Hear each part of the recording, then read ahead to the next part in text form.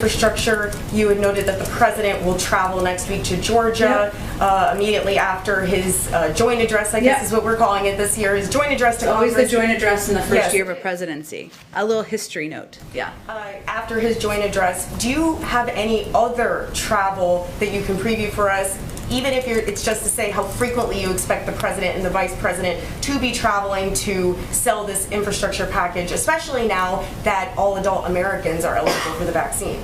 Well, again, the president will travel on Thursday as well as Friday. I expect he'll have some additional travel in the weeks ahead of that.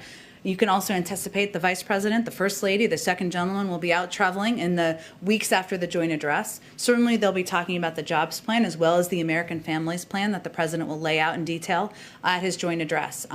But I don't have a prediction in terms of how many days a week. It really depends. We plan week by week and what is needed and where we balance, of course, with needs at the White House. And two quick questions about Republicans.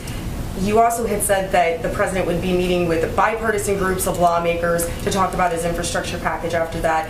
Do you have any Republican senators that the president plans to meet? Maybe a summit that he plans to have? Aside from the meetings he had last week?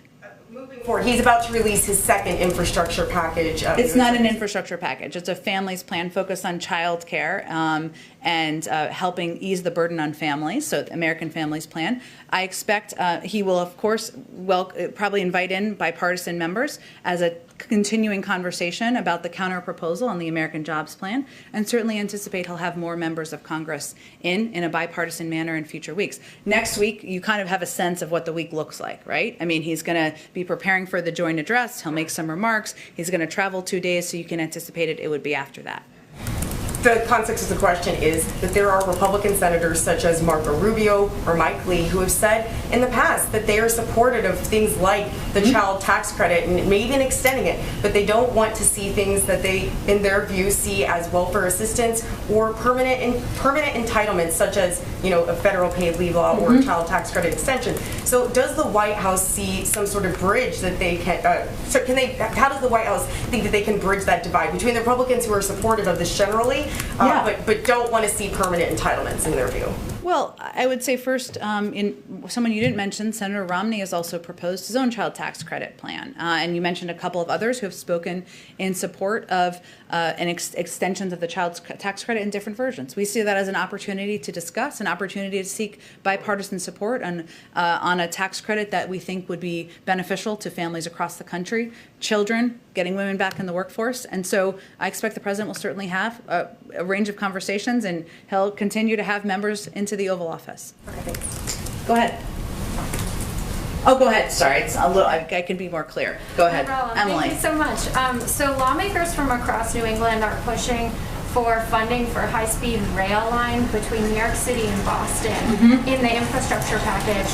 I was wondering if President Biden is supportive of this idea, and how does he envision his infrastructure plan will spur the development of high-speed rail in the U.S.? Well, it will certainly be a part of it. And when Secretary Buttigieg was here, he talked about this a little bit. And part of the conversation that members of Congress are having, or we're having with members of Congress, is what the composition of grants are. There are some grants that will be specific to individual projects. There are some that will be competitive. There will likely be some that are funding that goes to states. That's how transportation funding has worked in the past, and we expect it to be a combination. So that will be a part of the discussions that are happening moving forward. I have no question, as a person who grew up in New England, that there will be many advocates for that from the New England delegations, but we're not quite at that point. That's a part of the nitty-gritty decision-making and discussions that are happening now.